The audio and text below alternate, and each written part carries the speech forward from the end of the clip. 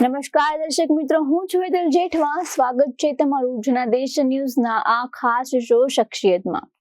આજે આપણે જાણીશું સિનેમા જગતના બોગેમ્બો અને હિન્દી સિનેમાના સૌથી સફળ વિલન તેમજ અસલ જિંદગીમાં અભિનયથી તદ્દન વિરુદ્ધ વ્યક્તિત્વ ધરાવનાર અમરીશ પુરી વિશે. અમરીશલાલ પુરીનો જન્મ પંજાબના નવા શહેરમાં એક પંજાબી હિન્દુ પરિવારમાં લાલા નિહાલચંદની અને વેદ કૌરના ઘરે થયો હતો. તેમના 4 ભાઈ બહેનો હતા. મોટા ભાઈ ચમનપુરી અને મદનપુરી બંને અભિનેતા, મોટી બહેન ચંદ્રકાંતા અને એક નાનો ભાઈ હરીશપુરી. તેઓ અભિનેતા અને ગાયક KL સહેગલના પિતરાઈ ભાઈ હતા. તેમણે 1971માં રેશમા ઓર શેરા સાથે કરિયરની શરૂઆત કરી હતી. આ પછી અમરીશે ક્યારેય પાછું વળીને જોયું નથી અને તેની કારકિર્દીમાં ઘણા જબરદસ્ત પાત્રો તેમણે ભજવ્યા છે. હિન્દી સિનેમાના ઇતિહાસમાં ઘણા ખલનાયકોએ પડદા પર હલચલ મચાવી હતી, પરંતુ અમરીશ પુરીએ વિલનનું પાત્ર ભજવીને પોતાની એક અલગ ઓળખ ઊભી કરી હતી. તેઓ મોટા પડદા પર તેમની વિલનની ભૂમિકાથી અમર બની ગયા હતા. અમરીશ પુરી એક એવા અભિનેતા હતા જેમણે દરેક પાત્રમાં પોતાનો આત્મા રેડ્યો હતો. તેમણે પોતાની 30 વર્ષની કારકિર્દીમાં ઘણી એવી ભૂમિકાઓ ભજવી છે જે આજે પણ લોકોના હોઠ પર છે.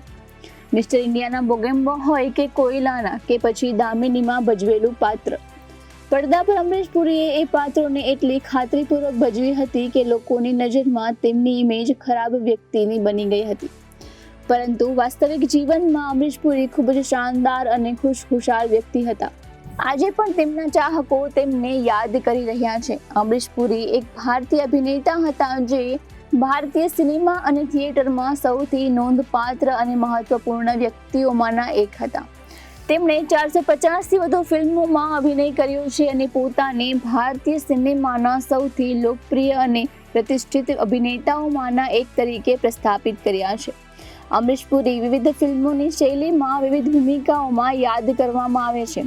ખાસ કરીને હિન્દી સિનેમામાં તેમજ આંતરરાષ્ટ્રીય સિનેમામાં આઇકોનિક વિલનની ભૂમિકાઓ. તેમણે 1980 અને 1990ના દાયકામાં ખલનાયકની ભૂમિકામાં સર્વોચ્ચ સ્થાને રહ્યા હતા. તેમની કમાન્ડિંગ સ્ક્રીન હાજરી અને વિશિષ્ટ ઊંડા અવાજે તેમને તે સમયના અન્ય ખલનાયકોથી અલગ બનાવ્યા હતા. અમરીશ પુરી શ્યામ બેનેગલ અને ગોવિંદ નિહલાનીની કેટલીક ફિલ્મો તેમજ મુખ્ય પ્રવાહના સિનેમા સાથે આર્ટ સિનેમામાં સક્રિય હતા. પોતાની 30 વર્ષની કારકિર્દીમાં અમરીશ પુરીએ 450થી વધુ ફિલ્મોમાં કામ કર્યું છે. તેમની ગણતરી હિન્દી સિનેમાના સૌથી સફળ વિલનોમાં કરવામાં આવે છે. તે તેના સમયના સૌથી વધુ કમાણી કરનાર વિલનોમાંના એક વિલન પણ હતા.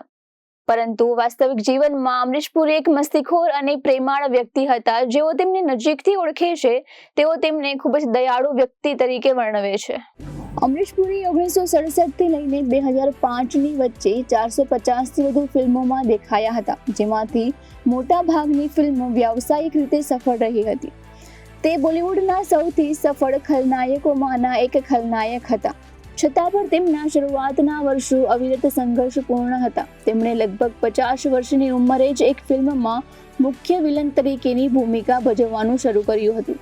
અમરીશ પુરીના પરિવાર સાથે કેટલાક ફિલ્મી કનેક્શનો પણ હતા. ગાયક અને અભિનેતા KL સહેગલ ભારતીય સિનેમાના અગ્રણીઓમાંના એક અમરીશ પુરીના પિતરાઈ ભાઈ હતા. તેમના પિતરાઈ ભાઈની ખ્યાતિથી પ્રભાવિત થઈને અમરીશ પુરીના મોટા ભાઈઓ ચમનપુરી અને મદનપુરી 1950ના દાયકામાં ફિલ્મોમાં પોતાનું નસીબ અજમાવવા માટે મુંબઈ આવ્યા હતા અને ચરિત્ર અભિનેતા તરીકે કામ કર્યું હતું. અમરીશ પુરી પણ 1950ના દાયકાના મધ્યમાં પોતાનું નસીબ અજમાવવા માટે મુંબઈ આવ્યા હતા, પરંતુ તેમની પ્રથમ સ્ક્રીન ટેસ્ટમાં તેઓ નિષ્ફળ ગયા હતા. જો કે તેઓ સરકારી સંસ્થા એમ્પ્લોઈઝ સ્ટેટ ઇન્સ્યોરન્સ કોર્પોરેશન સાથે સતત નોકરી મેળવવામાં સફળ રહ્યા હતા અને કલાપ્રેમી નાટક મંડળ અથવા સ્ટેજ ગ્રુપનો ભાગ બનીને અભિનયનો શોખ પૂરો કર્યો હતો. તેમનું જૂથ ઘણીવાર પૃથ્વી થિયેટરમાં સત્યદેવ દુબે દ્વારા લખાયેલા નાટકો ભજવતું હતું. આખરે તેઓ સ્ટેજ એક્ટર તરીકે પ્રખ્યાત થયા. 1979માં સંગીત નાટક અકાદમી એવોર્ડ પણ તેમણે જીત્યો હતો. 1970ના દાયકાના પ્રારંભમાં એવું હતું કે તેમની કેટલીક ફિલ્મોમાં તેમની પાસે ભાગ્યે જ બોલવા માટે કોઈ સંવાદ હતો, જે નોંધનીય છે કારણ કે પછીના વર્ષોમાં તેમનો ભારે અવાજ તેમની ખ્યાતિનો આધાર બન્યો હતો. આ નાના દેખાવને હજુ પણ એક શોખ માનવામાં આવતો હતો કારણ કે તેના પરિવારને મદદ કરવા માટે તેઓ સરકારી નોકરી કરતા હતા. 1970ના દાયકા દરમિયાન અમરીશ પુરીએ સહાયક ભૂમિકાઓમાં કામ કર્યું હતું. સામાન્ય રીતે મુખ્ય વિલનના હેન્ચમેન તરીકે હિટ ફિલ્મ હમ પાંચ 1980માં એ પ્રથમ ફિલ્મ હતી જેમાં તેમણે મુખ્ય વિલનની ભૂમિકા ભજવી હતી. આ ફિલ્મમાં તેમનો અભિનય, વ્યક્તિત્વ અને અવાજ બધાની જ નોંધ લેવામાં આવી હતી અને તેમની પ્રશંસા પણ થઈ હતી. તે પછી તેઓને અન્ય ફિલ્મોમાં મુખ્ય વિલન તરીકે ભૂમિકા મળવાનું શરૂ થયું હતું. અમરીશ પુરીએ હિન્દી, કન્નડ, મરાઠી, પંજાબી, મલયાલમ અને તેલુગુ તેમજ તમિલ અને હોલિવૂડની ફિલ્મોમાં પણ કામ કર્યું હતું. અમરીશ પુરી ઘણીવાર ફિલ્મોમાં વ્યસન કરતા જોવા મળે છે. મોટા પડદા પર અમરીશ પુરીને જોઈને બધાને એવું લાગે છે કે તેઓ રિયલ લાઈફમાં પણ વ્યસની છે, પરંતુ તમને જાણીને નવાઈ લાગશે કે રિયલ લાઈફમાં અમરીશ પુરી શરાબથી હંમેશા દૂર રહ્યા હતા. તેમણે ક્યારેય પણ દારૂ તેમજ અન્ય વ્યસનોને હાથ પણ નહોતા લગાવ્યા. 1982માં અમરીશ પુરીએ સુભાષ ઘાઈની સુપરહિટ ફિલ્મ વિધાતામાં મુખ્ય વિલન જગાવર ચૌધરીની ભૂમિકા ભજવી હતી. તે જ વર્ષે તેમણે દિલીપ કુમાર અને અમિતાભ બચ્ચનની અભિનીત ફિલ્મ શક્તિમાં ફરીથી મુખ્ય વિલનની ભૂમિકા ભજવી હતી. ત્યારબાદ 1983માં ઘાઈએ તેમને ફરીથી હિટ ફિલ્મ હીરોમાં મુખ્ય વિલન પાશા તરીકે કાસ્ટ કર્યા હતા. પુરીએ પછીથી ઘાઈની ફિલ્મોમાં નિયમિત અભિનય કર્યો હતો.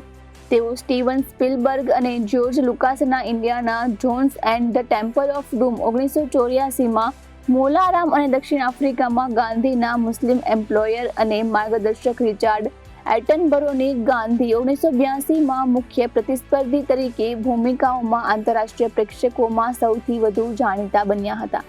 તેમણે પોતાના માથાનું મુંડન કરાવ્યું હતું અને તેની એવી અસર થઈ કે ત્યાર પછી તેમણે માથાનું મુંડન જ રાખ્યું.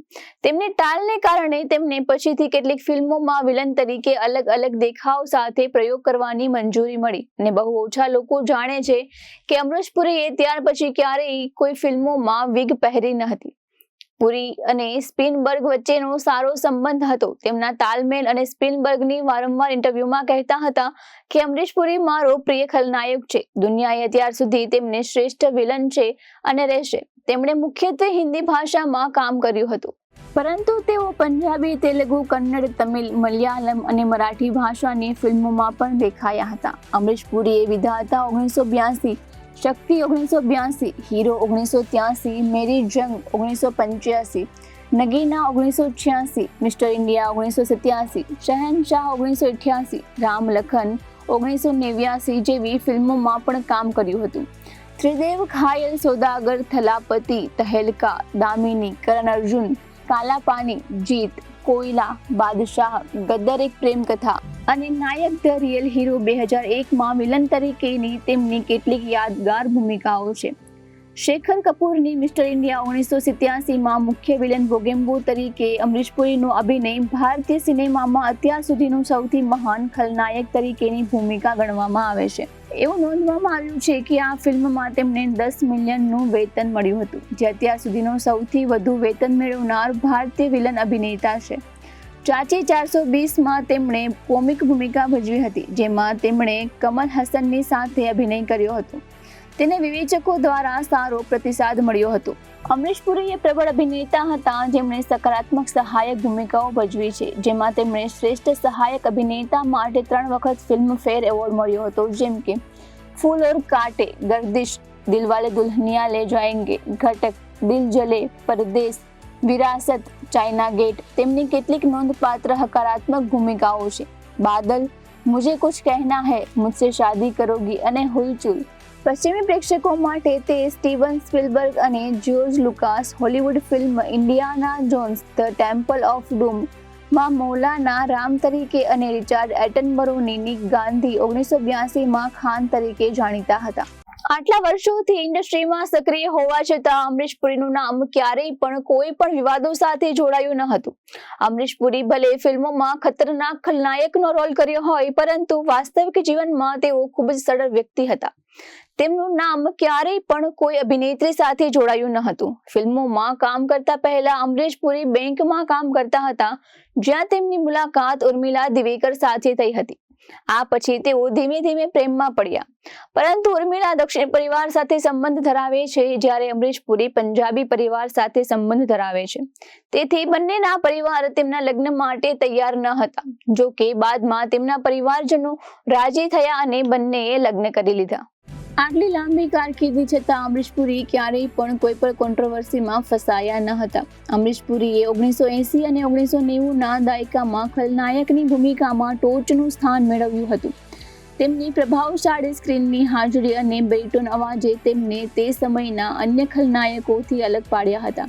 ખલનાયકની ભૂમિકામાં અમરીશ પુરી મિસ્ટર ઇન્ડિયામાં મોગેમ્બો, વિધાતામાં જગાવર, મેરી જંગમાં ઠકરાર, ત્રિદેવમાં ભુજંગ, ઘાયલમાં બળવંતરાય જોવા મળ્યા હતા. તેમને દામિનીમાં બેરિસ્ટર ચડ્ડા અને કરણ અર્જુનમાં ઠાકોર દુર્જનસિંહ તરીકે યાદ કરવામાં આવે છે.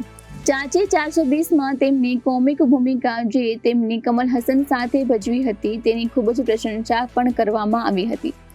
1990ના દાયકાથી 2005માં તેમના મૃત્યુ સુધી અમરીશ પુરીએ ઘણા ફિલ્મોમાં સકારાત્મક સહાયક ભૂમિકાઓ પણ ભજવી છે, જેમ કે દિલવાલે દુલ્હનિયા લે જાયેંગે, ફૂલ ઓર કાંટે, ગાર્દિશ, પરદેશ, વિરાસત, ઘટક, મુझे कुछ कहना है, ચાઇના ગેટ તેમની કેટલીક નોંધપાત્ર સકારાત્મક ભૂમિકાઓ છે. મેરી જંગ અને વિરાસત માટે તેમને ફિલ્મફેર શ્રેષ્ઠ સહાયક અભિનેતાનો એવોર્ડ મળ્યો હતો. અમરીશ પુરીને માયલોડિસ્પ્લાસ્ટિક સિન્ડ્રોમ નામની એક દુર્લભ પ્રકારનું રક્ત કેન્સરથી પીડિત હતા. 27 ડિસેમ્બર 2004ના રોજ હિન્દુજા કંપનીમાં ભરતી પછી તેમની બ્રેન સર્જરી થઈ હતી. તેમની સ્થિતિના કારણે મગજના સેરેબ્રલમાં જમા થઈ જતા બ્લડને વારે વારે કાઢવું પડતું હતું અને થોડા સમયમાં તેઓ કોમામાં ચાલ્યા ગયા હતા. 12 જાન્યુઆરી 2005ના રોજ તેમને બ્રેન હેમરેજ થયું હતું અને 72 વર્ષની વયે તેમનું અવસાન થયું હતું. અમરીશ પુરીના નિધનથી સમગ્ર સિનેમા જગત શોકમાં ગરકાવ થઈ ગયું હતું. તેમના પાર્થિવ શરીરના અંતિમ દર્શન માટે તેમના નિવાસસ્થાન માટે લઈ જવામાં આવ્યું હતું અને અંતિમ સંસ્કાર 13 જાન્યુઆરી 2005ના રોજ કોબાજી પાર્ક શમશાન ઘાટ પર કરવામાં આવ્યા હતા. આજના એપિસોડમાં બસ આટલું જ. ઉમ્મીદ છે આ એપિસોડ તમને ખૂબ જ ગમ્યો હશે. આવતીકાલે ફરી મળીશું શખ્સિયતની એક નવી કહાની સાથે. દેશ અને દુનિયાની ખબરો માટે આપ જોતા રહો જનાદેશ ન્યૂઝ. નમસ્કાર.